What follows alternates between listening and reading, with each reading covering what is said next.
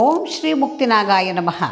ನಾವೀಗ ಮುಕ್ತಿನಾಗ ಕ್ಷೇತ್ರದ ಆದಿಮುಕ್ತಿನಾಗ ಸನ್ನಿಧಿಯಲ್ಲಿದ್ದೇವೆ. ಆದಿಮುಕ್ತಿನಾಗ ಇಲ್ಲಿ ಹುತ್ತ ಬಹಳ ಬೃಹದಾಕಾರದ ಹುತ್ತ ಭೂಮಿಯಿಂದ ಇದೆ. ಇದು ಬಹಳ ಎತ್ತರದಲ್ಲಿ ಇದ್ದೀವಿ ನಾವೀಗ. ಈ ಜಾಗದಲ್ಲಿ ಸ್ವಾಮಿಯ ಸಂಚಾರ ಯಾವಾಗಲೂ ಇರುತ್ತೆ. ಇಲ್ಲಿ ಬಂದು ಬೇಡಿದವರೆಲ್ಲರಿಗೂ ಕೂಡ ವರವನ್ನು ಕರುಣಿಸ್ತಾ ಬಂದಿದ್ದಾನೆ ಸ್ವಾಮಿ. 9 ವಾರಗಳ ಕಾಲ ಯಾರು ಇಲ್ಲಿ ಬಂದು 9 ಪ್ರದಕ್ಷಿಣೆಯನ್ನು ಮಾಡ್ತಾರೆ ಅವರಿಗೆ ಅಷ್ಟು 9 ವಾರದ ಒಳಗಾಗಿಯೇ ಅವರ ಕೆಲಸ ಕಾರ್ಯಗಳು ಈಡೇರಿದಂತಹ ಘಟನೆಗಳು ಸಹಸ್ರ ಸಂಖ್ಯೆಯಲ್ಲಿ ಇರ್ತಕ್ಕಂಥದ್ದು. ಹಾಗಾಗಿ ಎಲ್ಲರೂ ಬನ್ನಿ. ಅದರಲ್ಲೂ ಕೂಡ ಈಗ ವಿಶೇಷವಾಗಿ ನಾಗರ ಪಂಚಮಿಯ ಹಬ್ಬ.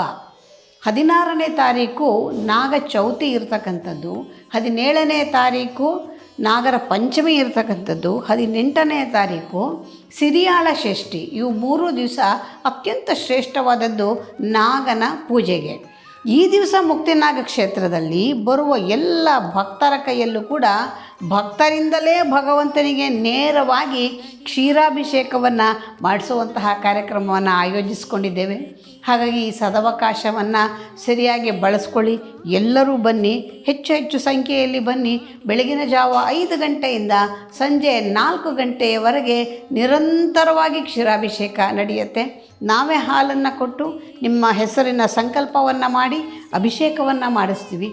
ಈ ದಿವಸ ನೀವು ಅಭಿಷೇಕ ಮಾಡುವ ವೇಳೆಯಲ್ಲಿ ನೀವು ಯಾವ ಒಂದು ಸಮಸ್ಯೆಯಿಂದ ಬಳಲ್ತಾ ಇದ್ದೀರಾ, ನಿಮ್ಮ ಯಾವ ಕೆಲಸ ಕೈಗೂಡಬೇಕಾಗಿದೆ ಅದನ್ನೆಲ್ಲವನ್ನು ಕೂಡ ಇಲ್ಲಿ ನಿಂತು ಪ್ರಾರ್ಥನೆಯನ್ನು ಮಾಡಿಕೊಳ್ಳಿ. ಇದೇ ಜಾಗದಲ್ಲಿ ನಿಲ್ಲೋದಕ್ಕೆ ಅವಕಾಶವನ್ನು ಮಾಡಿಕೊಡ್ತೀವಿ. ಈಗ ಬಿಟ್ಟರೆ ಮತ್ತೆ ಮುಂದಿನ ಸುಬ್ರಹ್ಮಣ್ಯ ಷಷ್ಠಿಯವರೆಗೆ ಯಾರನ್ನು ಕೂಡ ಈ ಗರ್ಭಗೃಹದ ಒಳಗೆ ಬಿಡೋದಿಲ್ಲ. ಮತ್ತು ಮುಂದಿನ ವರ್ಷ ನಾಗರ ಪಂಚಮಿಯವರೆಗೆ ಕಾಯಬೇಕಾಗತ್ತೆ. ಹಾಗಾಗಿ ಬನ್ನಿ, ಎಲ್ಲರೂ ಕೂಡ ಒಳ್ಳೆಯ ಸುವರ್ಣಾವಕಾಶ, ಇದನ್ನು ಉಪಯೋಗಿಸ್ಕೊಳ್ಳಿ. ಎಲ್ಲರಿಗೂ ಕೂಡ ನಾಗನ ಅನುಗ್ರಹ ಖಂಡಿತ ಆಗೇ ಆಗತ್ತೆ ಅನ್ನೋದು ನಮ್ಮ ಈ 25 ವರ್ಷಗಳ ಒಂದು ಅನುಭವದಿಂದ ಹೇಳ್ತಾ ಇರ್ತಕ್ಕಂಥದ್ದು. ಎಲ್ಲರಿಗೂ ಕೂಡ ಒಳ್ಳೆಯದಾಗಲಿ. ಸರ್ವೇ ಜನ ಸುಖಿನೋ ಭವಂತು. ಸಮಸ್ತ ಸನ್ಮಂಗಳಾನಿ ಭವಂತು.